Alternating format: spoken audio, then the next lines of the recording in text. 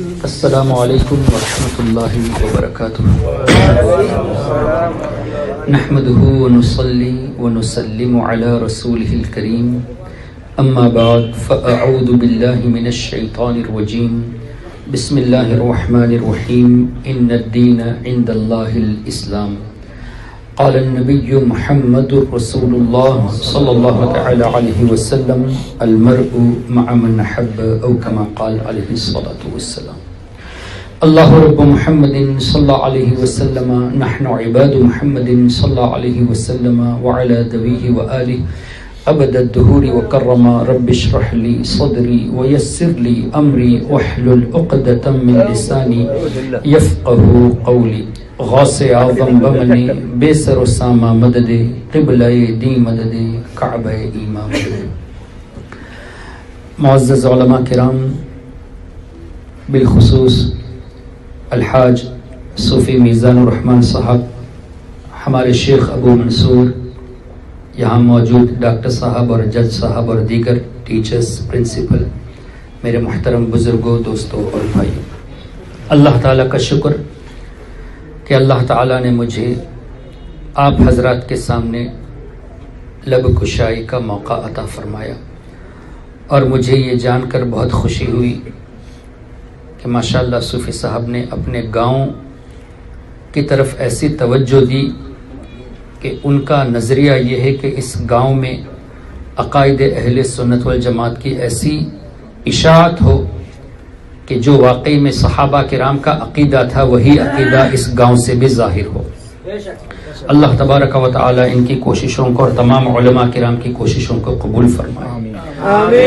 آئیے گفتگو شروع کرنے سے پہلے نبی کریم رؤوف الرحیم صلی اللہ تعالی علیہ وسلم کی مقدس بارگاہ میں نعت پاک کے چند اشعار ہم سب مل کر پڑھتے ہیں، اور انشاءاللہ حضور علیہ الصلوۃ والسلام کی رحمت کی امید کرتے ہوئے ان کی شان ہم بیان کریں گے تو ضرور اللہ تبارک و تعالی کی نظر خاص ہم پر ہوگی. صلی اللہ علیہ یا رسول اللہ وسلم علیک یا حبیب اللہ وعلی آلک و اصحابک یا نبی اللہ. سبحان اللہ. سب سے اولا اعلی ہمارا نبی، سب سے اولا اعلی ہمارا نبی، سب سے بالا والا ہمارا نبی. سب سے اولا وہ اعلیٰ، سب میں پہلے بھی ہمارے نبی اور سب میں بہتر بھی ہمارے نبی. اللہ نے ان کو سب سے پہلے بنایا اور سب سے بہتر بنایا.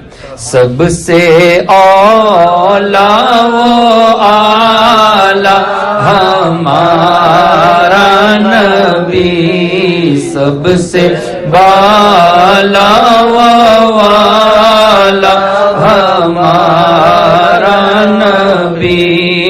اپنے مولا کا پیارا ہمارا نبی، اپنے مولا کا پیارا ہمارا نبی، دونوں عالم کا دولہا ہمارا نبی، دونوں عالم کا دولہا ہمارا نبی. ہمارے آقا اللہ کے ایسے پیارے ہیں، اپنے مولا کا پیارا، اللہ کے ایسے پیارے ہیں کہ دنیا میں بھی دولہا ہے، آخرت میں بھی دولہا ہے. دنیا بھی ان کی وجہ سے سجائی گئی اور آخرت میں بھی ان کی شان دکھائی جائے گی. انہی کی شفاعت سے اللہ تعالیٰ انشاءاللہ ہم سب کو جنت نصیب فرمائے گا. تو فرماتے ہیں اپنے مولا کا پیار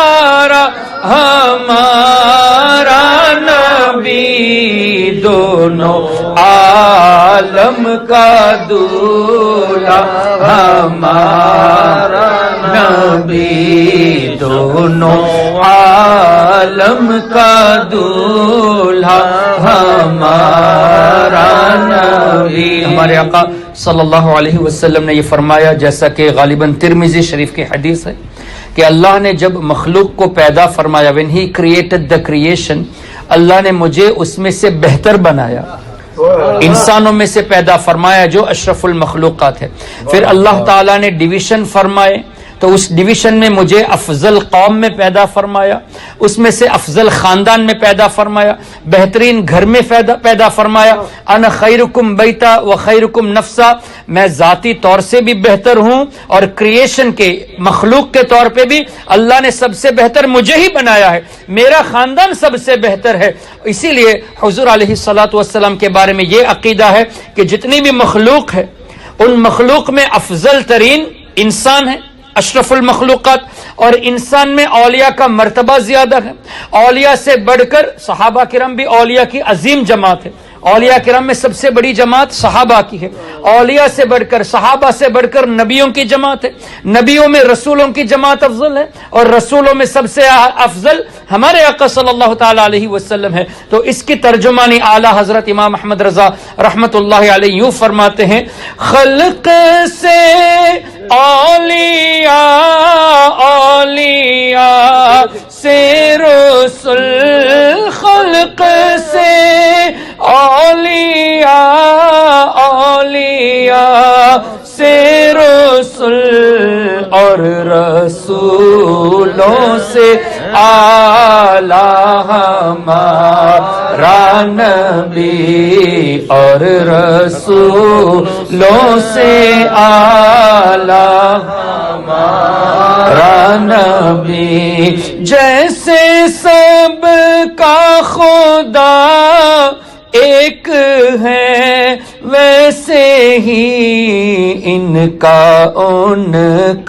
تمہارا ہمارا نبی، ان کا تمہارا ہمارا نبی۔ جب ایسے رؤوف الرحیم رسول ہمارے ہیں تو اعلیٰ حضرت فرماتے ہیں، اے غمزدو، اے مصیبت والو، اے پریشان حال والو، فکر کرنے کی کیا ضرورت ہے، اللہ نے ایسے رسول سے ہمیں نوازا جو غموں کو دور کرنے والے ہیں۔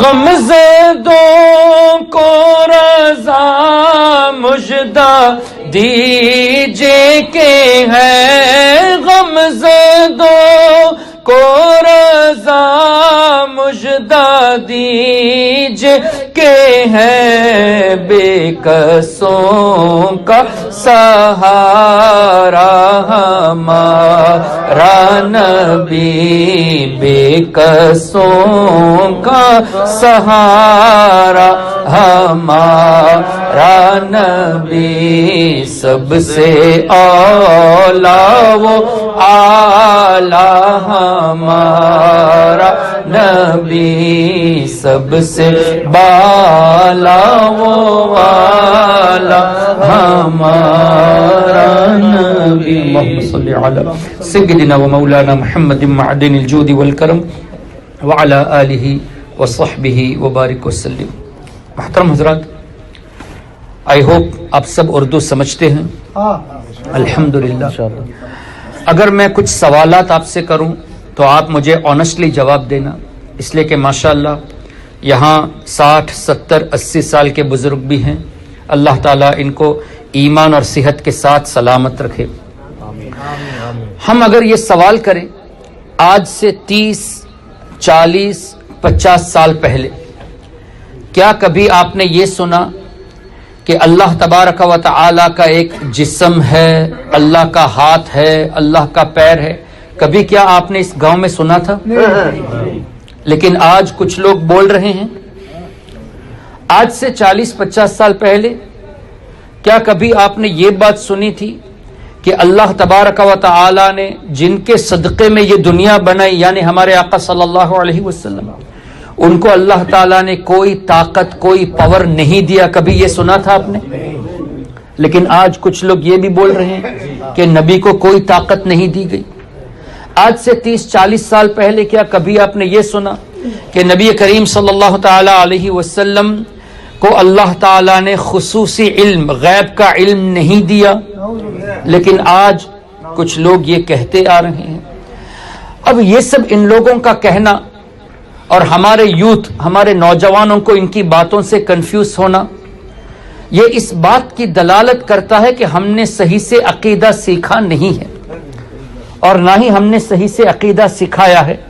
اسی لیے ہمارے نوجوان آہستہ آہستہ ان کی باتوں کو سن کر ان کی طرف چلے جاتے ہیں. ہمیں اس کے برعکس اپوزٹ یہ چاہیے کہ ایسے لوگوں کو دیکھ کر ہم ہمارے ایمان کو زیادہ مضبوط کریں. سبحان اللہ. کوئی ایسی بات کرے کہ اللہ تعالیٰ کا جسم ہے، اللہ تعالیٰ بیٹھا ہوا ہے، معاذ اللہ آسمان پہ اتر کے آتا ہے، نبی کو کوئی پاور نہیں دیا گیا، ولی کو کوئی پاور نہیں دیا گیا، اگر کوئی ایسی بات کرے تو آپ کو ان کی طرف جانے کی ضرورت نہیں. ایک دم مت جانا. وہ قرآن کی آیت بھی پڑھے، حدیث بھی پڑھے، وہ ایکچولی مسکوٹ کر رہا ہے، غلط ترجمہ پیش کر رہا ہے، غلط تفسیر کر رہا ہے. تو ان کو دیکھ کر یہ نہ سوچنا کہ یہ قرآن پڑھ رہا ہے، حدیث پڑھ رہا ہے، اس لیے ہی میں بھی رائٹ. نو، بلکہ یہ سوچو کہ یا رسول اللہ آپ نے جو 1400 سال پہلے فرمایا وہ آج ہم دیکھ رہے ہیں. سبحان اللہ. اس لیے کہ ہمارے آقا صلی اللہ علیہ وسلم نے فرمایا ایک وقت آئے گا کہ لوگ ایسی باتیں کریں گے جو نہ آپ نے کبھی سنی ہوگی نہ آپ کے باپ دادا نے سنی ہوگی. تو آپ مجھے بتائیے ہمارے آقا کے بارے میں ایسی باتیں آپ نے کبھی نہیں سنی تھی؟ آپ کے باپ دادا نے نہیں سنی تھی کہ اللہ نے ان کو پاور نہیں دیا؟ اللہ تعالیٰ بیٹھا ہوا ہے، اللہ کا ہاتھ ہے، پیر ہے، کسی نے آپ میں سے نہیں سنا، نہ ہی آپ کے باپ دادا نے سنا تھا. لیکن آج کل یہ لوگ بول رہے ہیں تو ان کی اس باتوں کو سن کر اللہ کے حبیب صلی اللہ علیہ وسلم کے علم غیب کا اور زیادہ یقین ہوتا ہے کہ 1400 سال پہلے جو محمد الرسول اللہ نے فرمایا وہ ہم اپنی آنکھوں سے دیکھ رہے ہیں. تو اس بات کو لے کر ہمیں ایمان کو اور مضبوط کرنا چاہیے کہ سچ کہا میرے آقا نے. جو ہونے کا تھا وہ 1400 سال پہلے بتا دیا کہ this will happen. So when you see these things are happening, you have to make your iman more stronger by seeing these types of people. تو اللہ تبارک و تعالیٰ کے بارے میں آئیے بیسک عقیدہ ذرا سمجھنے کی کوشش کرتے. آج کچھ لوگ یہ کہتے ہیں الرحمن علی العرش استوى، قرآن کریم کی آیت جس کا ٹرانسلیشن یہ پیش کرتے ہیں کہ معاذ اللہ اللہ عرش پر بیٹھا ہوا ہے. کیسے بیٹھا ہے یہ بھی ایکسپلینیشن کرتے ہیں کہ اللہ ایسے بیٹھا ہے کہ عرش ایک دم اللہ کے لیے فٹ ہے، معاذ اللہ. اور اللہ جب عرش پہ بیٹھتا ہے تو عرش کے ہلنے کی آواز بھی آ رہی ہے. یہ تھوڑا آپ کو شاید ہارڈ بھی لگے لیکن it's very important. therefore we should bear this in mind. اس کو ذہن میں رکھنا بہت ضروری ہے. میں آپ سے پہلے یہ سوال کروں کہ اللہ تعالیٰ خالق ہے، ہم سب مانتے ہیں نا، ہی از دا کریٹر. باقی جتنی بھی چیز ہیں سب اللہ کی کریشن ہے، مخلوق ہے. عرش خالق ہے یا مخلوق ہے؟ مخلوق ہے. اگر کوئی یہ عقیدہ رہے کہ اللہ عرش پر بیٹھا ہوا ہے تو آپ کو یہ سوال کرنا ہے عرش کو پیدا کرنے سے پہلے اللہ کہاں تھا؟ Where was Allah before he created the arsh? اس کا جواب نہیں دیں گے. ওনারা বলতেছে যে আল্লাহ আরশে বসে আছে, তো এখন আরশ তো আল্লাহর একটা সৃষ্টি. জি জি. তো এখন প্রশ্ন আসতেছে যে আরশ তৈরির আগে আল্লাহ কোথায় থাকতেন? প্রশ্ন আসে তো. تو اللہ تعالیٰ نے جب عرش کو پیدا کیا تو یہ مخلوق ہوئی. اب ان کا کہنا اللہ عرش پر بیٹھا ہوا ہے تو ان سے آپ پوچھئے کہ اس سے پہلے اللہ کہاں تھا؟ عرش کو پیدا کرنے سے پہلے کہاں تھا؟ پھر دوسرا یہ آپ کا یہ کہنا کہ اللہ بیٹھتا ہے تو ایک دم فٹ اور عرش کی آواز آ رہی ہے. اب اس کرسی پہ میں بیٹھا ہوا ہوں تو اس کا مطلب کرسی کی سائز کے اوپر میرا بدن فکس ہو گیا. دیٹ مین میری سائز فکس ہے تبھی تو کرسی پہ بیٹھا ہوں. تو انہوں نے عرش پہ بیٹھا ہوا کہہ کے اللہ کی سائز کو فکس کر دیا. تو اللہ کے بارے میں عقیدہ یہ ہے کہ اللہ جسم و جسمانیات سے پاک ہے، بدن سے پاک ہے، جگہ سے پاک ہے. جگہ بھی اللہ نے پیدا کیا، بدن بھی اللہ نے پیدا کیا, اللہ ان چیزوں سے پاک ہے. تو اللہ کے بارے میں یہ کہنا اللہ عرش پہ بیٹھا ہوا ہے, تو ایک اور سوال پیدا ہوگا. حفاظ موجود ہیں ماشاءاللہ یہاں. اللہ نے قرآن میں فرمایا الذین یحملون العرش, کچھ فرشتے اللہ کے عرش کو اٹھائے ہوئے ہیں. عرش کو اینجلز فرشتوں نے اٹھایا ہے. اب اللہ عرش پر بیٹھا ہوا ہے تو مطلب کیا ہوا؟ معاذ اللہ فرشتے عرش اللہ کو اٹھائے بیٹھے, اور فرشتے بھی تو کریشن ہے.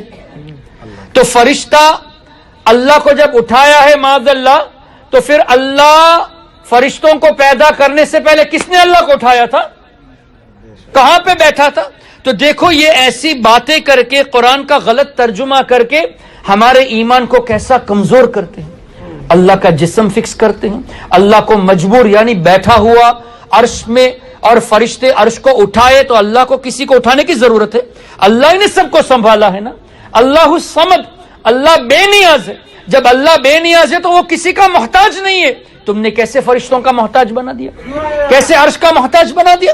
تو اس طرح کی باتیں کر کے یہ لوگوں کے ایمان کو خراب کرتے ہیں. پھر یہ ایکسپلینیشن حدیث کا دیتے ہیں, ایک حدیث سے پاک جس کا مفہوم یہ کہ تہجد کا وقت جب ہوتا ہے تو اللہ تعالی پہلے آسمان پہ نازل ہوتا ہے. اس حدیث کا مطلب وہ لوگ یہ بتاتے ہیں کہ اللہ تعالی عرش پر بیٹھا ہے, تہجد کے وقت اتر کے پہلے آسمان پر آتا ہے. بخاری مسلم کی حدیث. تو 7ویں آسمان پہ آتا ہے, پھر 6ٹھے آسمان پہ, پھر 5ویں, کرتے کرتے پہلے آسمان پہ آتا ہے. کس وقت؟ تہجد کے ٹائم پہ. اب میں یہاں کرسی پہ بیٹھا ہوں, ابھی میں نیچے بیٹھ جاؤں گا تو میں کرسی پہ رہا یا نہیں رہا؟ اگر میں نیچے آ گیا تو ابھی کرسی پہ ہوں کہ نہیں رہا. اب نیچے بیٹھ کے میں کرسی پہ دوبارہ آ گیا تو میں نیچے ہوں کہ نہیں ہوں؟ نہیں ہوں نا. جب نیچے اترا تو کرسی پہ نہیں, جب نیچے نہیں ہوں تو کرسی پہ ہوں. فرق سمجھ میں آتا ہے نا. اب ان کا یہ کہنا کہ اللہ عرش پر بیٹھا ہے ہر وقت, تہجد کے وقت آسمان پہ اتر کے آ گیا, تو اس کا مطلب تہجد کے وقت اللہ عرش پر نہیں ہے اکارڈنگ ٹو دیئر آئیڈیالوجی. اب آپ کے بنگلہ دیش میں 7 بج رہے ہیں, دیٹ مین عشاء کا ٹائم ہے. تو اکارڈنگ ٹو دیئر آئیڈیالوجی, ان کے عقیدے کے مطابق اس وقت اللہ عرش پر بیٹھا ہے. ابھی جاپان میں 10 بجے ہیں, ابھی تہجد کا وقت نہیں ہوا, عشاء کا وقت ہے. تو جاپان والوں کے لیے بھی خدا اس وقت عرش پر بیٹھا ہے. ابھی آسٹریلیا میں رات کے 1 بجے یا 2 بجے ہیں, تو آلموسٹ تہجد کا ٹائم وہاں پہ ہو رہا ہے. تو according to their ideology Australia والوں کا خدا اس وقت پہلے آسمان میں ہے. انڈیا, پاکستان, بنگلہ دیش, جاپان, سنگاپور والوں کا خدا اس وقت عرش پر ہے. ہم اللہ کو ایک مانتے ہیں یا 2 مانتے ہیں؟ ایک. جب اللہ ایک ہے, تم کہتے ہو عرش پہ ہوتا ہے, تہجد میں اتر کے آتا ہے, تو یہ کیسے ہوا کہ بنگلہ دیش والوں کے لیے اللہ عرش پر بیٹھا ہے اور آسٹریلیا والوں کے لیے آسمان پہ آ گیا؟ یہ کیسے ہو گیا؟ یہ غلط ایکسپلینیشن ہے. تو اب حدیث کا مطلب کیا ہوگا؟ حدیث کا مطلب یہ نہیں کہ اللہ اتر کے آتا ہے, حدیث کا مطلب یہ ہے کہ اللہ کی رحمت تہجد پڑھنے والوں کے لیے قریب ہوتی ہے. جو تہجد کے لیے کھڑے ہوتے ہیں, جو رات کو عبادت کرتے ہیں, ان کے لیے اللہ کی رحمت قریب ہوتی ہے. یہ نہیں کہ اللہ آ جاتا ہے نیچے, نہیں, اللہ کی رحمت قریب ہوتی ہے. The mercy of Allah is closer to those people who get up at tahajjud and do worship of Allah tabaraka wa ta'ala. کتنی کلیئرٹی ہے. اب اس کو لے کے یہ کہیں گے کہ نہیں اللہ بیٹھا ہوا ہے, تہجد میں اترتا ہے, تو جب عرش پہ ہے نہیں تو بنگلہ دیش والوں کے لیے اللہ تعالیٰ عرش پہ کیسے ہو گیا؟ ان کے لیے بھی آسمان میں ہونا چاہیے. So this is a clear misinterpretation given by these people, جو نہ کبھی ہم نے پہلے سنی نہ ہمارے باپ دادا نے سنی. تو ہمارے آقا صلی اللہ علیہ وسلم نے پہلے فرما دیا ایسی باتیں کریں گے تو ان باتوں کو سن کر ان سے دور بھی رہو اور ایمان کو مضبوط بھی کرو. تیسری بات, ان کا یہ کہنا اللہ کا ہاتھ ہے, اللہ کا پیر ہے, جبکہ قرآن میں اللہ نے ہاتھ کا ذکر بھی فرمایا, حدیثوں میں پیر کا ذکر بھی آیا ہے. لیکن یہاں ہاتھ سے مراد یہ نہیں کہ اللہ کا فزیکل ہاتھ ہے, بلکہ اللہ کی رحمت مراد. فار ایگزامپل, حدیبیہ کا واقعہ سب نے سنا ہوگا. صحابہ کرام رضواناللہ علیہم اجمعین نبی کریم صلی اللہ علیہ وسلم کے ساتھ مدینہ شریف سے مکہ شریف تشریف لائے تو میدان حدیبیہ میں ایک ایگریمنٹ کفار کے ساتھ ہوئی تھی، اور کفار مکہ نے اس وقت عمرہ کی اجازت نہیں دی، ایسے ایک ایگریمنٹ ہوئی تھی۔ تو نبی کریم صلی اللہ تعالی علیہ وسلم نے اس وقت حضرت عثمان غنی رضی اللہ تعالیٰ عنہ کو مکہ شریف بھیجا تھا to see inspect observe what is happening, حالات کیا ہے۔ حضرت عثمان غنی رضی اللہ عنہ مکہ شریف پہنچے، کفار مکہ نے کہا کہ اے عثمان غنی آپ آئے ہو، ہم آپ کو اجازت دیتے ہیں، آپ طواف کر لو۔ حضرت عثمان غنی نے فرمایا نہیں، میرے آقا نے مجھے یہاں جس کام کے لیے بھیجا ہے میں اس کام کے لیے آیا ہوں، ان کے بغیر میں طواف نہیں کروں گا۔ جبکہ عبادت ہے طواف کرنا، لیکن ان کا یہ ایمان، یہ محبت، رسول کی ساتھ میں آؤں گا تو میں طواف کروں گا، ان کی اجازت سے میری طواف ہوگی۔ حضرت عثمان غنی رضی اللہ تعالیٰ عنہ نے اس وقت طواف نہیں کیا۔ حضور علیہ الصلوۃ والسلام نے صحابہ کرام سے بیعت لی، مرید کیا، وعدہ لیا۔ آج لوگ کہتے ہیں کہ تم پیر بناتے ہو، مرید کرتے ہو، قرآن میں کہاں ہے، حدیث میں کہاں ہے؟ یہ قرآن ہی میں تو ہے۔ لقد رضی اللہ عن المؤمنین اذ یبایعونک تحت الشجرہ، اللہ تعالیٰ نے فرمایا اللہ ان صحابہ سے راضی ہے جو یا رسول اللہ آپ کے ہاتھ پر ہاتھ دیا ہے۔ تو حضور علیہ الصلوۃ والسلام کے ہاتھ پر جو صحابہ نے بیعت کی، اللہ ان سے راضی ہے۔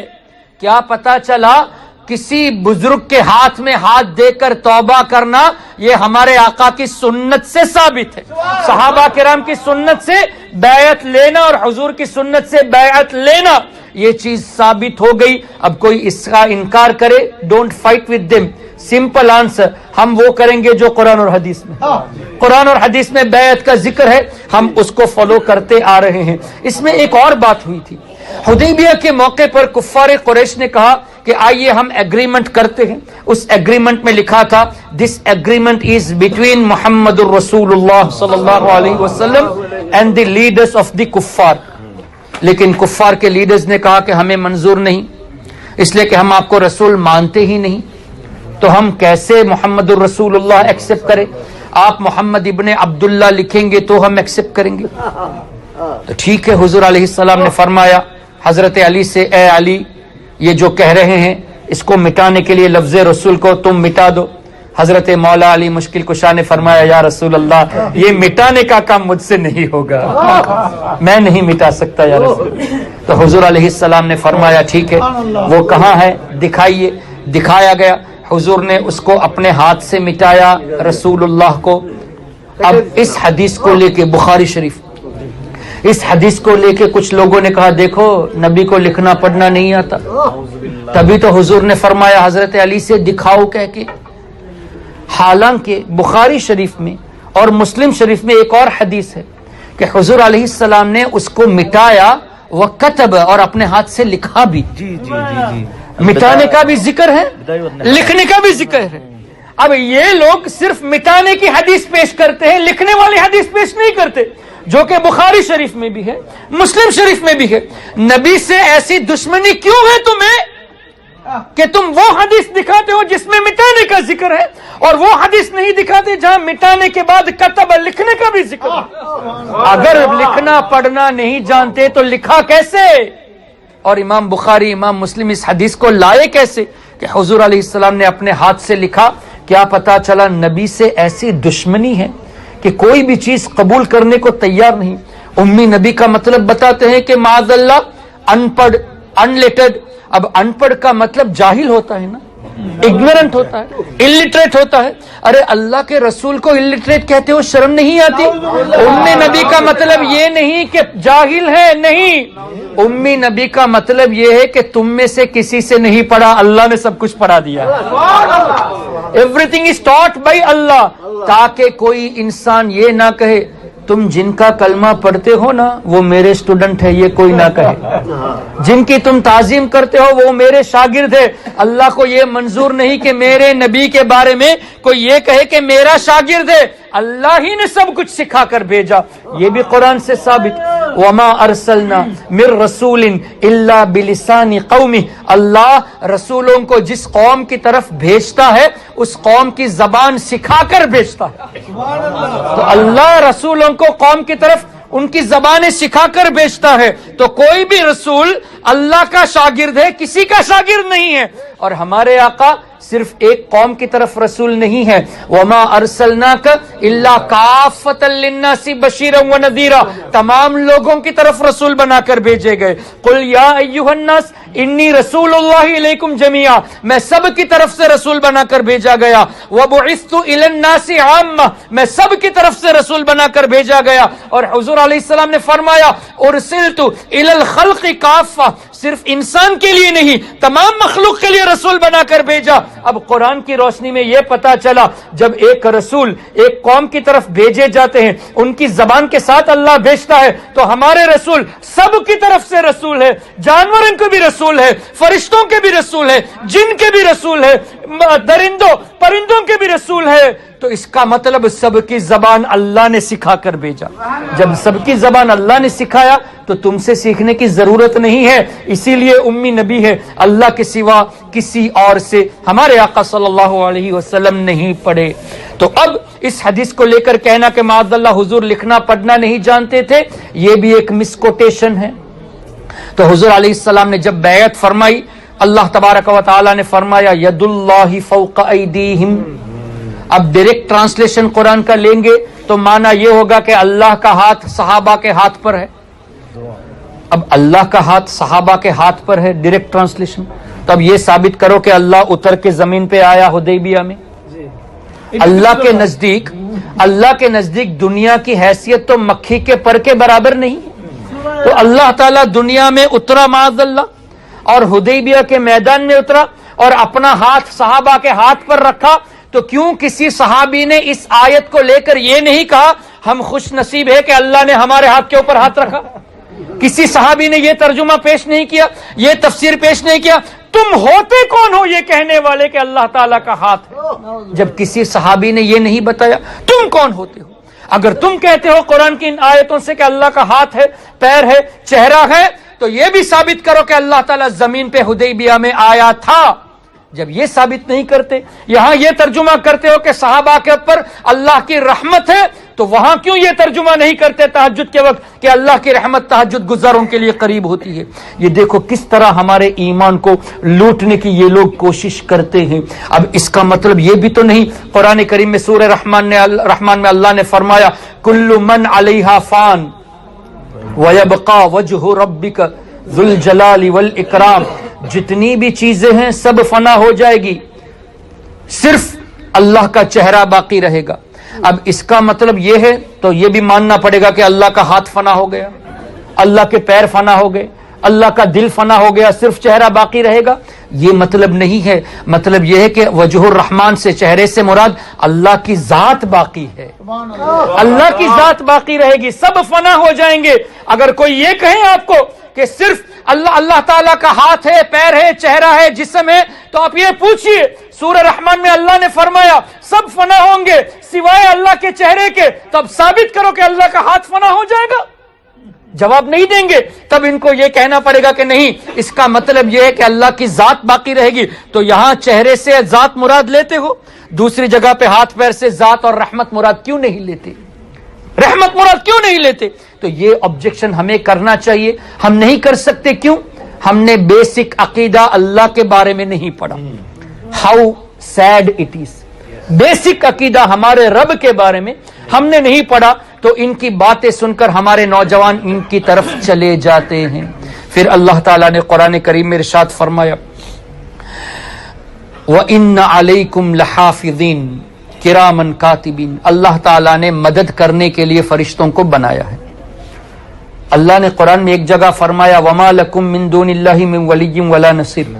تمہارا مددگار اللہ کے سوا کوئی نہیں ہے، صرف اللہ مددگار. لیکن یہاں اللہ نے فرمایا فرشتے تمہارے مددگار ہیں. دوسری جگہ اللہ نے فرمایا وَهُوَ الْقَاهِرُ فَوْقَ عِبَادِهِ وَيُرْسِلُ عَلَيْكُمْ حَفَظًا. اللہ نے فرشتوں کو آپ کی حفاظت کے لیے بنایا ہے. اللہ نے ایک جگہ فرمایا میں حفاظت کرنے والا ہوں، میرے سوا کوئی مددگار نہیں. دوسری جگہ وہی رب فرماتا ہے فرشتے مددگار ہیں. اور پھر اسی قرآن میں اللہ نے فرمایا انما ولیکم اللہ، بے شک اللہ تمہارا مددگار، ورسولہ، اللہ کے رسول بھی مددگار، والذین آمنوا الذین یقیمون الصلاۃ ویؤتون الزکاۃ وہم راکعون، اللہ کے نیک بندے اولیاء بھی مددگار. میں نے نہیں کہا، اللہ قرآن میں فرما رہا. ایک جگہ اللہ کہتا ہے میرے سوا کوئی مدد نہیں کر سکتا، دوسری جگہ فرماتا ہے کہ میرے رسول بھی مددگار، میرے اولیاء بھی مددگار، میرے فرشتے بھی مددگار. اب ہم تمہاری بات کو سنیں، اللہ کی بات کو سنیں. تم کہتے ہو کہ رسول مدد نہیں کر سکتے، اولیاء مدد نہیں کر سکتے، اللہ فرماتا ہے میں نے مددگار بنایا، تو ہم تمہاری بات کو مانیں یا اللہ کی بات کو مانیں؟ جب اللہ کی بات مانیں گے تو یہاں دو بات ظاہر ہو رہی ہے. ایک جگہ اللہ نے کہا کہ میرے سوا کوئی نہیں ہے مدد کرنے والا، دوسری جگہ اللہ فرماتا ہے میرے رسول مددگار ہیں، میرے اولیاء، میرے فرشتے مددگار.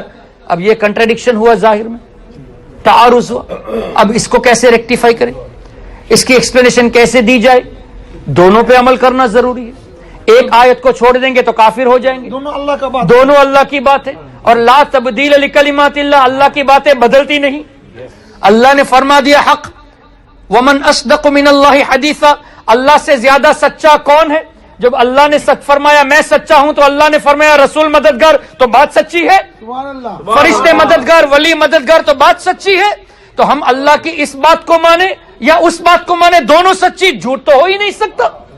تب علماء کرام، صحابہ کرام، مفسرین، محدثین کی طرف ہمیں رجوع کرنے کی ضرورت ہے کہ حضور آپ بتائیے، دونوں جگہ پہ الگ الگ باتیں، ہم کیسے ان آیتوں پر عمل کریں؟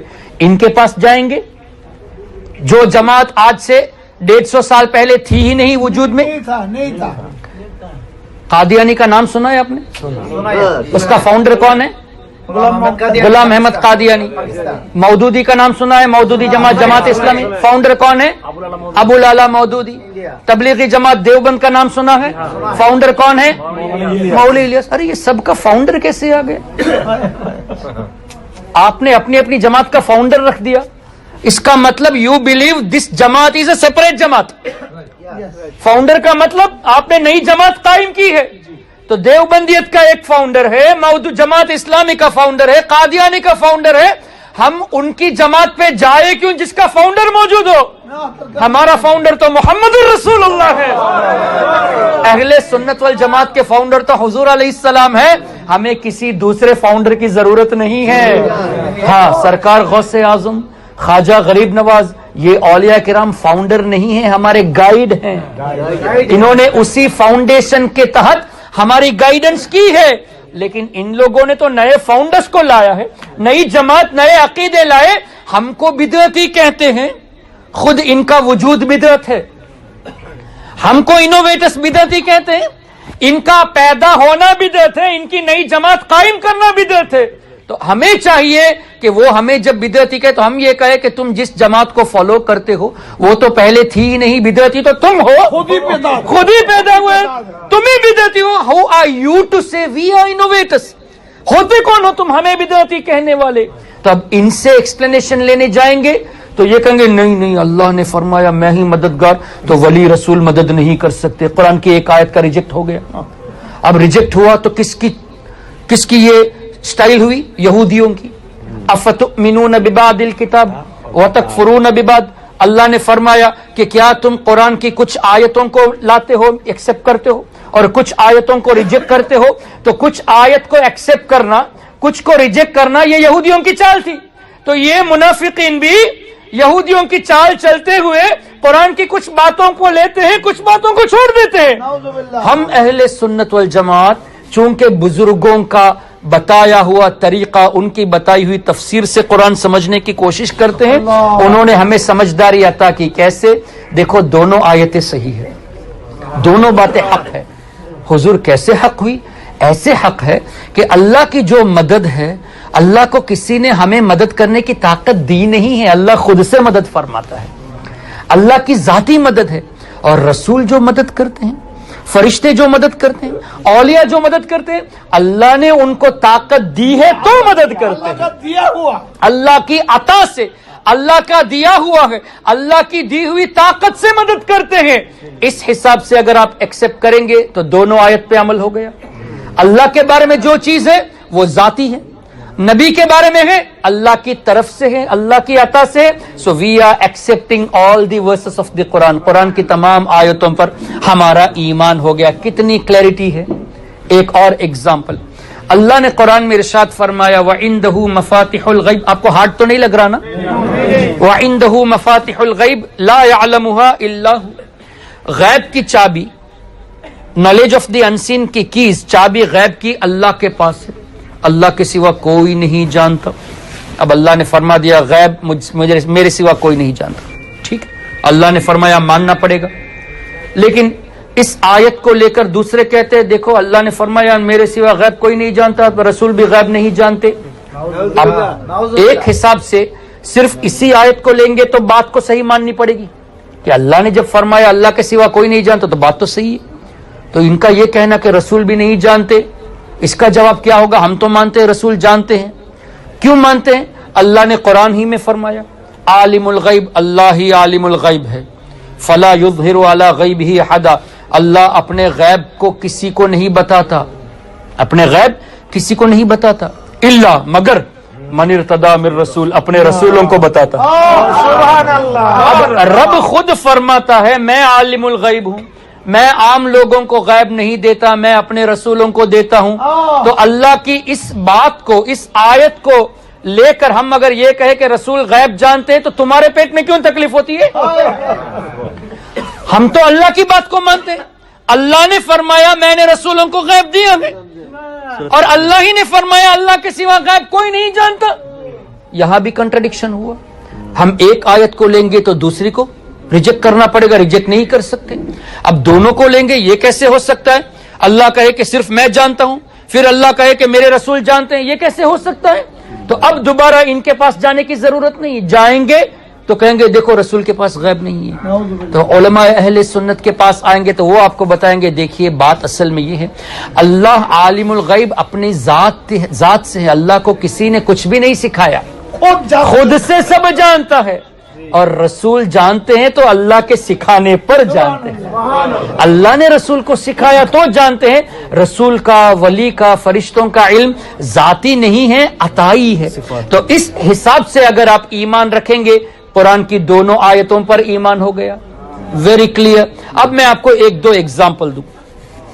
اللہ تبارک و تعالی نے قرآن میں ارشاد فرمایا قل یتوفاکم ملک الموت الذی وکل بکم ثم الی ربکم ترجعون, جس کا مفہوم یہ کہ فرشتہ ملک الموت, کیا نام ہے ملک الموت کا؟ حضرت اسرائیل علیہ السلام.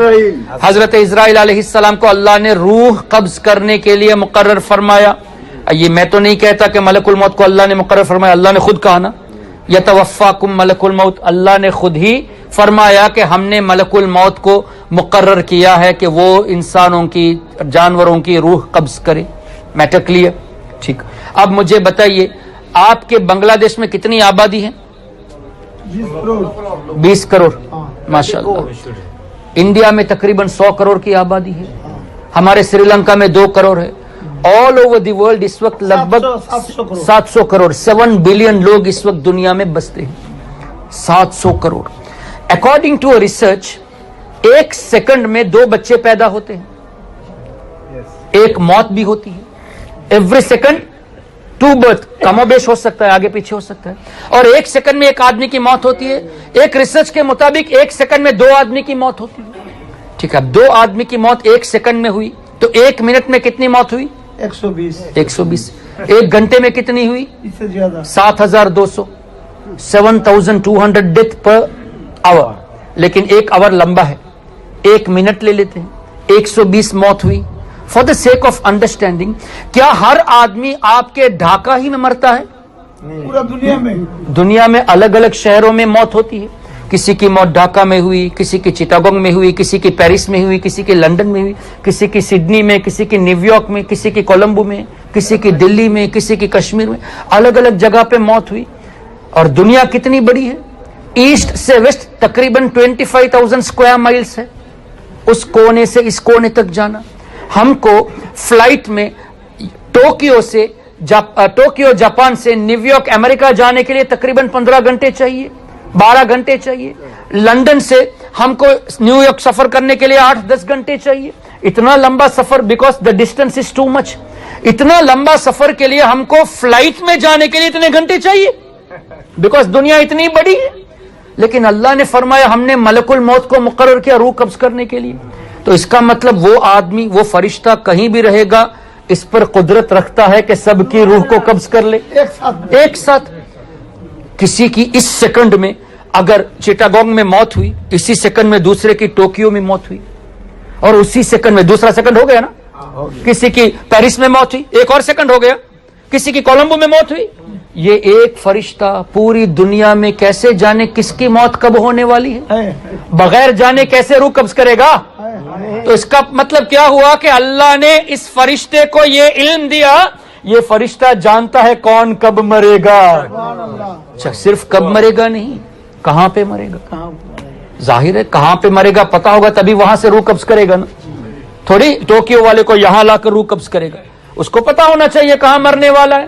تو اللہ نے وہ طاقت بھی دی، وہ علم بھی دیا کہ کون کب مرے گا یہ بھی جانتا ہے، کون کہاں مرے گا یہ بھی جانتا ہے. کیا کبھی آپ نے کسی غیر مقلد سے یا اہل حدیث سے کسی سے یہ سنا نہیں اٹس ناٹ پاسبل، یہ فرشتہ ایسے کیسے روح قبض کر سکتا ہے، ہم اس آیت کو نہیں مانتے؟ کبھی سنا ہے؟ نہیں سنا. لیکن ہم یہی بات یہ کہے کہ اللہ نے اپنے حبیب کو وہ علم دیا کہ اللہ کے حبیب صلی اللہ علیہ وسلم جانتے ہیں کون کب مرے گا، کہاں مرے گا، تو آبجیکشن کرتے ہیں یہ کیسے؟ نہیں، اللہ نے تو قرآن میں فرمایا وما تدری نفس ماذا تکسب غدا، اللہ کے سوا کوئی نہیں جانتا کل کون کیا کرے گا. وما تدری نفس بأی ارض تموت، اللہ کے سوا کوئی نہیں جانتا کون کب مرے گا. تو نبی کی بات آئی تو یہ آیت یاد آئی، ملک الموت کی بات آئی تو یہ آیت بھول گئے. تب یہ آیت یاد نہیں آئی کہ اللہ نے فرمایا صرف میں جانتا ہوں کہ کون کب مرے گا، کون کیا کرنے والا ہے. فرشتے کی بات پہ یہ آبجیکشن نہیں، حبیب کی بات پہ آبجیکشن. تو دشمنی کس سے ہے؟ اللہ کے حبیب کی ذات سے دشمنی. جس کا کلمہ پڑھ کر تم اپنے کو مسلمان کہتے ہو انہی سے دشمنی، انہی کے علم پر اعتراض. اگر واقعی میں تم اپنے اعتراض پہ سچے ہو تو فرشتے پر اعتراض کرو. تب کہتے ہو نہیں فرشتے کو اللہ نے یہ علم دیا ہے. جب فرشتے کو دیا ہے تو فرشتوں کے سردار بھی تو ہمارے نبی ہے، تو ان کے علم پر اعتراض کیوں کرتے ہو؟ تو اب اور آگے آسانی سے فرشتہ ملک الموت کے بارے میں حدیث میں آتا ہے کہ انسانوں کی تمام انسان دنیا میں جتنے بھی ہیں وہ ملک الموت کے سامنے ایسے پیش ہوتے ہیں جیسے ایک بہت بڑا تھالا ہے. ایک تھالا جیسے کھانے کا تھالا ہوتا ہے، ایک تھالے میں سب لوگ جمع ہیں، سب چھوٹے چھوٹے لوگ، اور جس کی موت کا وقت آ جاتا ہے وہاں بلنک ہوتی ہے. یہ ملک الموت پہچان لیتا ہے کہ اس کی روح قبض کرنے کا ٹائم آ گیا، قبض کر لیا، یہاں سے کر لیا، یہاں سے کر لیا. تھالے کی شکل میں پوری دنیا. تو ملک الموت کے سامنے پوری دنیا ایک تھالے کی شکل میں، اس کو مانتے ہو ریجیکٹ نہیں کرتے.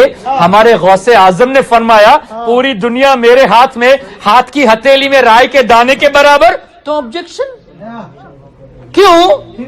جیسے فرشتے کو اللہ نے طاقت دی، فرشتوں سے بڑھ کر ہوتے ہیں اللہ کے بڑے بڑے اولیاء. ہاں، کچھ فرشتے اولیاء سے بڑھ کر ہوتے ہیں لیکن عام فرشتوں سے اولیاء بڑھ کر ہوتے ہیں. تو غوث اعظم نے اللہ کی عطا سے یہ فرمایا نظرت الی بلاد اللہ جمعا کخردلۃ علی حکم اتصالی، اللہ کے تمام شہروں کو میں ایسے دیکھ رہا ہوں جیسے ہاتھ کی ہتھیلی میں رائے کا دانہ. یہاں آبجیکشن کیوں؟ اللہ جب فرشتے کو طاقت دے سکتا ہے کیا اپنے محبوب بندوں کو طاقت نہیں دے سکتا؟ اور یہ ان کو طاقت غوث اعظم کو اور دوسرے اولیاء کو کن کے صدقے میں ملی؟ ہمارے آقا صلی اللہ علیہ وسلم کے صدقے میں ملی. تو حضور علیہ الصلوۃ والسلام کی طاقت پر اعتراض، فرشتے کی طاقت پر اعتراض نہیں. جبکہ قرآن سے حضور کی طاقت کا اللہ تعالیٰ نے اعلان فرمایا ہے وَيَضَعُ عَنْهُمْ إِسْرَهُمْ وَالْأَغْلَالَ الَّتِي كَانَتْ عَلَيْهِمْ. اللہ نے فرمایا میرا حبیب لوگوں کے بوجھ کو دور کرنے والے ہیں، لوگوں کی تکلیف کو دور کرنے والے ہیں. اب دیکھو کتنی دشمنی ہے نبی سے. فرشتے کی بات پر کوئی اعتراض نہیں، نبی کی بات پہ اعتراض. تو فرشتے کے سامنے پوری دنیا ہے، نو ڈاؤٹ، نو آبجیکشن. نبی اگر کہے کہ میرے سامنے پوری کائنات پیش کی گئی, میں نے سب کچھ دیکھ لیا, یہ کیسے ہو سکتا ہے؟ تو فرشتے کی بات پہ یہ اعتراض کیوں نہیں آیا؟ سرکار کی بات پہ یہ اعتراض؟ کیسی دشمنی ہے. ایک اور بات, ماں کے پیٹ میں کیا ہے ڈاکٹر صاحب بھی جانتے ہیں, ریسرچ کر کے بتا دیں گے کہ لڑکا ہے یا لڑکی ہے, لیکن اللہ نے فرمایا اللہ جانتا ہے ماں کے پیٹ میں کیا ہے نا. نبی کو پتا ہے, ہم کہتے ہیں کہ ہمارے آقا جانتے تھے اور جانتے ہیں, صرف تھے نہیں ہیں بھی, آج بھی جانتے ہیں کہ کل کیا ہونے والا ہے, ماں کے پیٹ میں کیا ہے. تو آبجیکشن نہیں, اللہ نے فرمایا کہ اللہ کے سوا کوئی نہیں جانتا ماں کے پیٹ میں کیا ہے. اب ہمارے آقا صلی اللہ علیہ وسلم نے فرمایا جب بچہ ماں کے پیٹ میں آ جاتا ہے, حمل قرار پاتا ہے, جب ماں کنسیو ہو جاتی ہے تو فرشتے 4 چیزیں لکھ دیتے ہیں. پہلی چیز, یہ جو ماں کے پیٹ میں بچہ ہے جو حمل ٹکا ہے یہ لڑکا ہے یا لڑکی ہے, ایڈوانس میں لکھ دیا. اب فرشتے کو لکھنے کے لیے پتا ہو تب لکھیں گے نا. دوسری چیز, اس کی عمر کتنی ہوگی. کوئی بچہ پیدا ہوتے ہی انتقال کر جاتا ہے, کوئی 1 مہینے میں انتقال, کوئی 10 سال میں, کوئی 20 سال میں, کوئی 50 سال میں, کوئی 100 سال میں. ہم کو پتا ہے کہ ہماری موت کب آئے گی؟ آپ کو پتا ہے کب موت آنے والی ہے؟ نہیں, کبھی بھی آ سکتی ہے. اللہ ایمان کے ساتھ رکھے, سب کو ایمان کے ساتھ موت عطا کرے, کبھی بھی آ سکتی ہے. لیکن فرشتے نے لکھ دیا کون کتنی عمر زندہ رہے گا. تو ہمارے پیدا ہونے سے پہلے فرشتے کو پتا ہے ہماری عمر کتنی ہے, ہم کو نہیں پتا, فرشتے کو پتا ہے, فرشتے نے لکھ دیا. تیسری چیز, اس کا رزق کتنا ہے. کیا آپ کو پتا ہے اس سال آپ کتنا کمانے والے ہیں؟ اگلے سال کتنا کمائیں گے؟ نہیں. 100 سال 10 سال کے بعد کتنا کمائیں گے؟ نہیں. اللہ کے فرشتوں نے اللہ کی عطا سے لکھ دیا کہ ہم کتنا کمانے والے ہیں, ہماری کتنی روزی ہے, ریٹن, آلریڈی ریٹن. چوتھی چیز, یہ موت کے وقت نیک ہو کر مرے گا یا بد ہو کر مرے گا. ہماری موت اللہ ایمان کے ساتھ رکھے, ایمان کے ساتھ غوث پاک کے نظارے کے ساتھ دنیا سے اٹھائے. موت کے وقت کون کس حال میں مرے گا وہ بھی فرشتہ جانتا ہے. اب اس حدیث پاک کو بیان ہمارے آقا نے فرمایا کہ فرشتے 4 چیزیں لکھ دیتے ہیں. نبی کے بارے میں ہم کہتے ہیں کہ نبی جانتے ہیں کون کب مرے گا, تو اعتراض. کس کی روزی کتنی ہے, تو اعتراض. ماں کے پیٹ میں کیا ہے, تو اعتراض. کس کی موت کیسے ہوگی, تو اعتراض. اب نبی نے فرمایا فرشتہ جانتا ہے تو کسی نے آبجیکشن نہیں کیا. تو قرآن میں جب اللہ نے فرمایا اللہ کے سوا کوئی نہیں جانتا, تو نبی نے اللہ کے خلاف کیسے بتایا فرشتہ جانتا ہے؟ تو اس کا مطلب معاذ اللہ نبی نے قرآن کے خلاف عمل کیا. اگر یہ عقیدہ رکھو گے کہ نبی قرآن کے خلاف گئے تو کافر ہو جائیں گے. نبی کو قرآن کے خلاف ماننا کافر ہو جائے گا. اب کیا کرے؟ ایک جگہ اللہ فرماتا ہے میرے سوا کوئی نہیں جانتا, دوسری جگہ اللہ فرماتا ہے اور اللہ کے رسول فرماتے ہیں فرشتے جانتے, مددگار بھی ہے. اب کیا کرے؟ اب دوبارہ وہی قرآن کی آیت کو پوری پڑھنی چاہیے. اللہ نے آخر میں فرمایا ان اللہ علیم خبیر. اللہ جانتا ہے ماں کے پیٹ میں کیا ہے, بارش کب ہوگی, قیامت کب آئے گی, کون کل کیا کرے گا, کون کب مرے گا. ان اللہ, بے شک اللہ, علیم جاننے والا ہے, خبیر خبر دینے والا بھی ہے. تو اللہ تعالیٰ نے خود فرمایا میں جاننے والا ہوں, میں خبر دینے والا ہوں. خبر کس کو دیتا ہے؟ ہم جیسے عام لوگوں کو نہیں, اپنے نیک مخصوص بندوں کو خبر دیتا ہے. تو اسی آیت سے, جس آیت کو لے کر یہ کہتے ہیں کہ نبی نہیں جانتے, اسی آیت سے نبی کا جاننا بھی ثابت ہوا, فرشتوں کا جاننا بھی ثابت ہوا, اور نبی کی عطا سے ولیوں کا جاننا بھی ثابت ہو چکا. اب مجھے بتائیے, اتنی کلیئرٹی کے ساتھ قرآن کریم میں اور حدیث میں آ گیا کہ اللہ کے ولی بھی مدد فرماتے ہیں, فرشتے بھی مدد فرماتے ہیں, اللہ کے نبی غیب جانتے ہیں, اللہ کے نبی یہ بھی جانتے ہیں ماں کے پیٹ میں کیا ہے, کون کب مرے گا. یہ سب قرآن سے جب ثابت ہے, اور آج کل یہ نئی جماعتیں آ کر یہ کہے کہ نہیں نہیں نبی کو نہیں معلوم, ہم ان کی باتوں کو سنیں یا اللہ کی باتوں کو سنیں. اس لیے محترم حضرات, یہ تو میں نے کچھ ایگزامپلس آپ کو دیے, بہت سمجھ کے آج دنیا میں رہنے کی ضرورت ہے.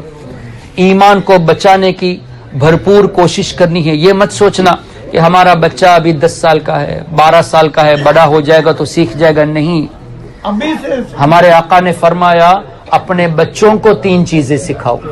بچوں کو سکھانے کو فرمایا ادبوا اولادکم, تین چیزیں. کون سی چیز؟ سب سے پہلے جو ہمارے آقا صلی اللہ علیہ وسلم نے فرمایا وہ یہ ہے حب نبیکم، اپنے رسول کی محبت سکھاؤ. نبی کی محبت سکھاؤ. کنہوں نے کہا؟ نبی نے خود کہا. ہمارے آقا نے کہا بچوں کو نبی کی محبت سکھاؤ. پھر فرمایا نبی کے اہل بیت کی محبت سکھاؤ. اس کے بعد فرمایا تلاوت قرآن، قرآن کا تھرڈ میں فرمایا. اس سے پہلے اہل بیت کی محبت، اس سے پہلے نبی کی محبت. اب مجھے بتائیے قرآن میں اللہ نے فرمایا ولا رطب ولا یابس الا فی کتاب مبین. قرآن میں ہر چیز کا ذکر ہے، ہر چھوٹی بڑی چیز کا ذکر ہے، ہر خشک و تر کا ذکر ہے. جب سب چیز کا ذکر قرآن میں ہے تو ہمارے آقا نے قرآن کا پہلے کیوں نہیں فرمایا؟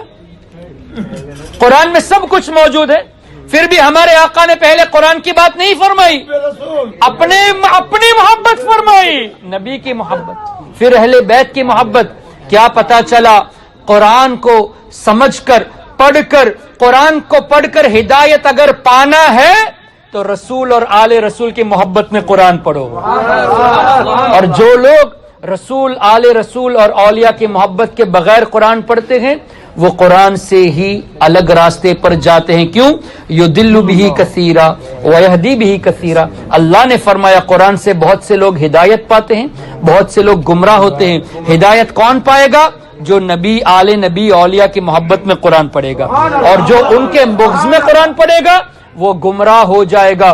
تو قرآن میں اگرچہ ہر چیز ہے، قرآن کو ڈائریکٹ ہم نہیں لے سکتے، ہمیں رسول کی ضرورت ہے، صحابہ، تابعین، اہل بیت، اولیاء کرام، صالحین کی ضرورت ہے. اسی لیے ہم اللہ سے روزانہ کہتے ہیں. آپ فجر میں کتنی رکعت پڑھتے ہیں فرض نماز؟ فرض 2. ظہر میں کتنی پڑھتے ہیں؟ عصر میں ٹوٹل کتنی ہوئی؟ 10. مغرب میں، عشاء میں وتر کتنی ہے؟ ٹوٹل 20 ہو گئی. اب روزانہ منیمم 20 رکعت، فرض کی بات کر رہا ہوں اور واجب کی، سنت کی بات نہیں ہے. روزانہ اللہ سے کہتے ہیں اہدنا الصراط المستقیم، یا اللہ ہمیں سیدھی راہ پر چلا. اب قرآن کو نماز میں سمجھ کر پڑھنا بہتر ہے یا بغیر سمجھے پڑھنا بہتر ہے؟ سمجھ کے پڑھنا بہتر. آپ نماز میں سمجھ کر پڑھیں گے یا اللہ سیدھی راہ پر ہمیں چلا. اب سمجھنے والا سوچے گا سیدھا راستہ ہے کیا؟ ظاہر ہے سیدھا راستہ ہے کیا؟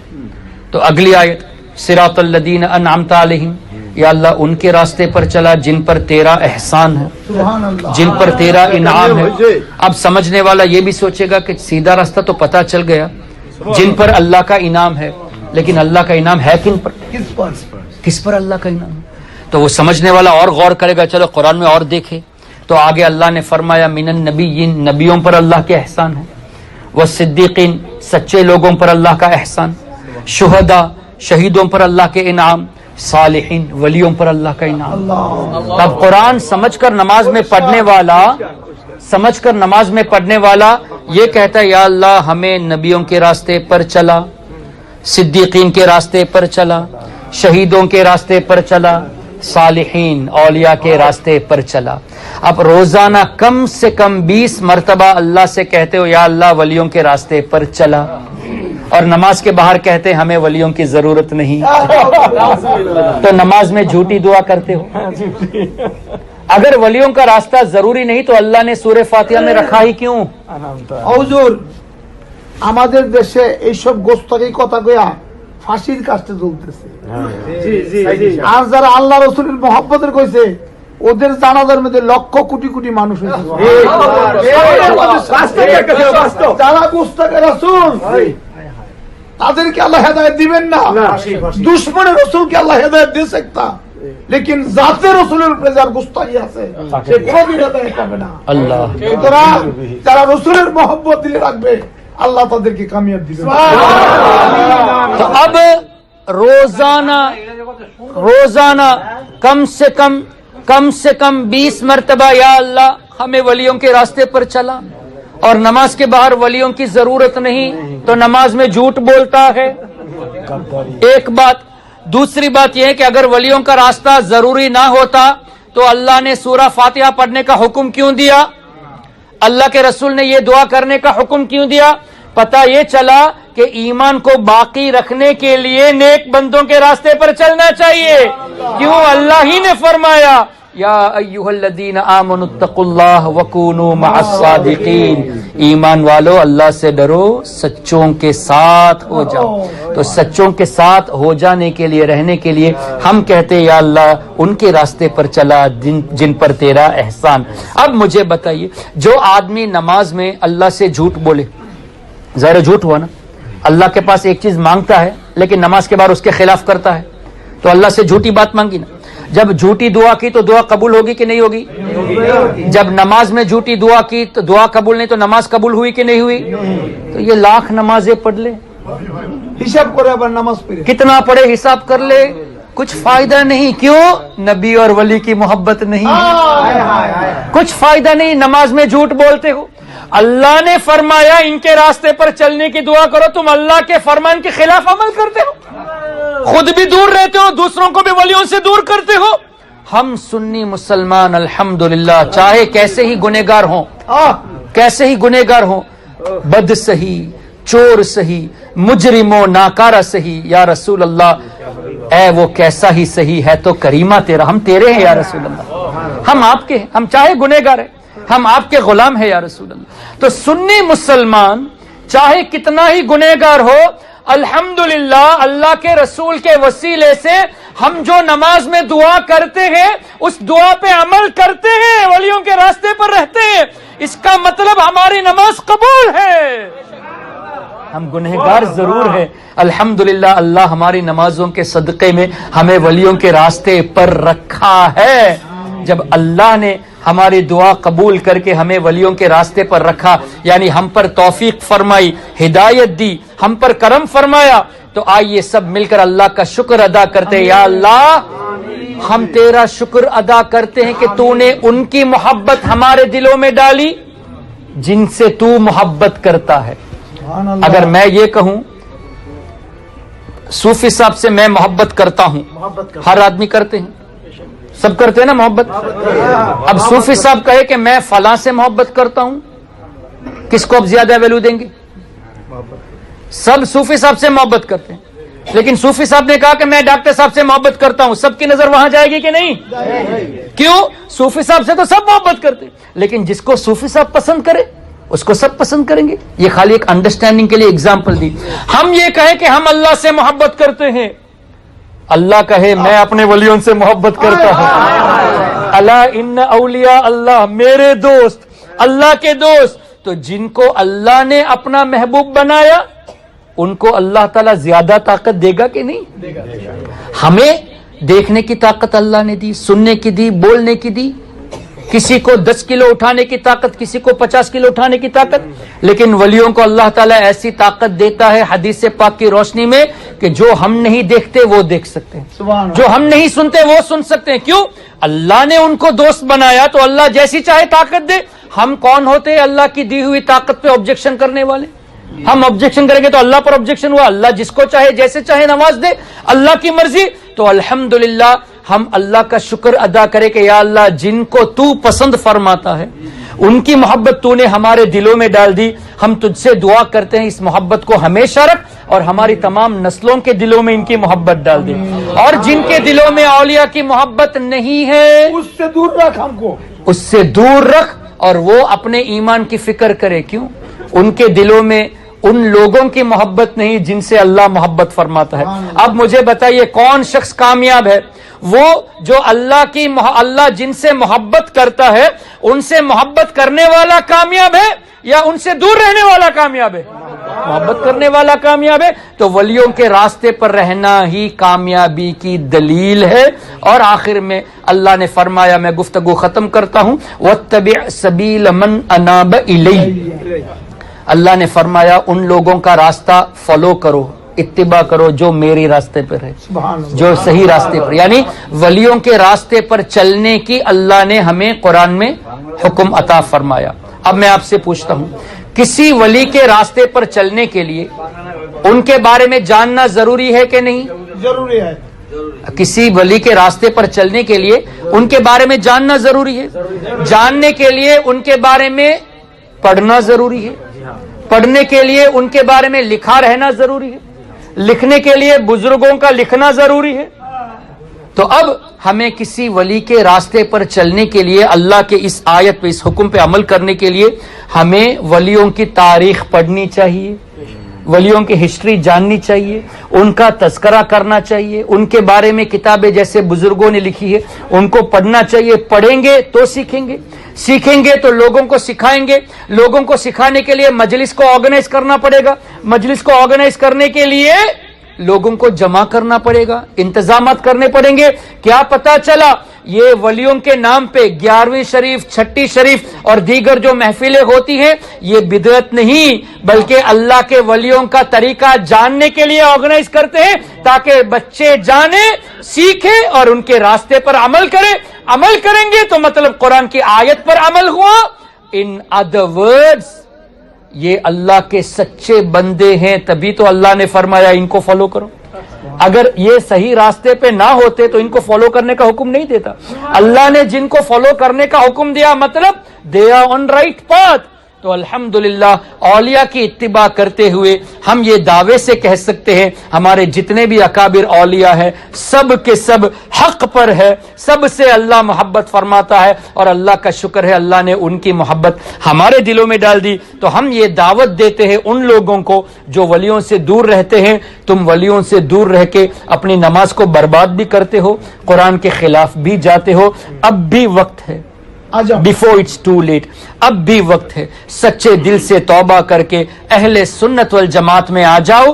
گستاخی کرو گے تو ہم تمہیں اپنی ناپاکی سے زیادہ برا جانیں گے، اور اگر اس راستے پر آ جاؤ گے ہم یہ نہیں دیکھیں گے تم غریب ہو، تم کالے ہو، سینے سے لگائیں گے، اس لیے کہ محبت رسول ہی سب سے بڑی چیز ہے۔ سبحانک اللہم و بحمدک، اشہد ان لا الہ الا انت، استغفرک و اتوب الیک۔ السلام علیکم ورحمۃ اللہ وبرکاتہ۔ یا نبی سلام علیکہ، یا رسول سلام علیکہ، یا